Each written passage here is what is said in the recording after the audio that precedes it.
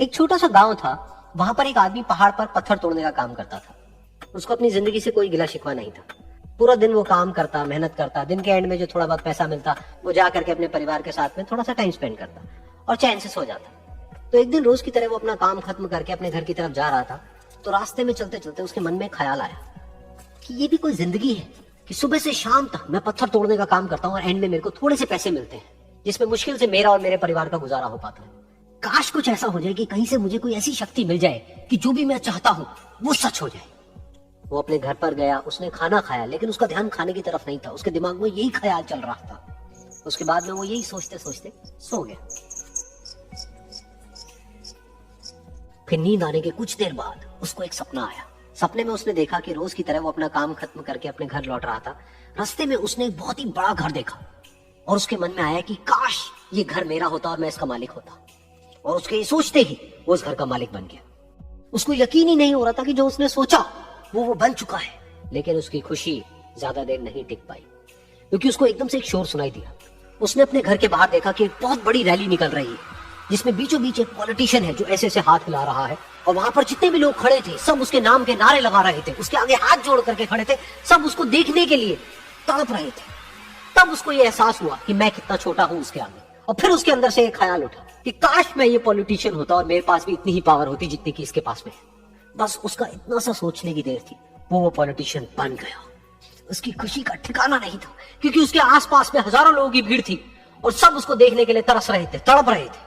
लेकिन उसकी ये खुशी भी ज्यादा देर नहीं टिक पाई। धूप बहुत ही तेज थी और उस पॉलिटिशियन को आदत नहीं थी इतनी गर्मी में रहने की। तो उस धूप की वजह से उसको चक्कर आ गए और वो बेहोश होकर के गिर गया।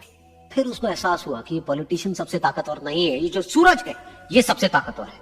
और उसके मन में आया कि काश मैं ये सूरज बन जाऊं तो मेरे आगे कोई नहीं टिक पाएगा। और उसका इतना सा सोचने की देर थी और वो सूरज बन गया। और वो खुशी से पागल हो गया, क्योंकि पूरी दुनिया को वो ही रोशन कर रहा था और पूरी दुनिया में ऐसा कोई नहीं था जो कि उसकी रोशनी को रोक सके।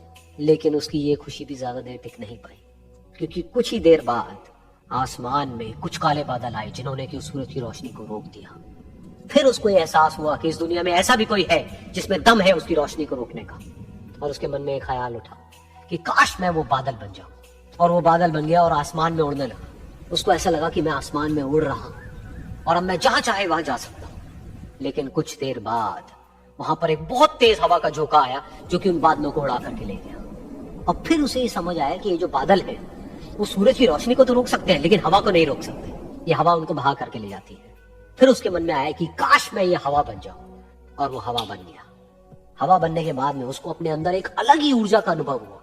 वो चाहे तो आराम से बहता और चाहे तो आंधी बन करके, तूफान बन करके, जिसको भी चाहे उड़ा करके ले जाता। उसको ये विश्वास होने ही लगा था कि इस दुनिया में सबसे ज्यादा शक्तिशाली मैं हूं। लेकिन तभी उसके सामने आया एक पहाड़। उसने अपनी पूरी ताकत लगा दी, लेकिन उस पहाड़ को वो इतना सा भी नहीं हिला पाया। तब उसको एहसास हुआ कि इस दुनिया में कोई है जो हवा से भी ज्यादा शक्तिशाली है, जिसमें दम है उस हवा को रोकने का।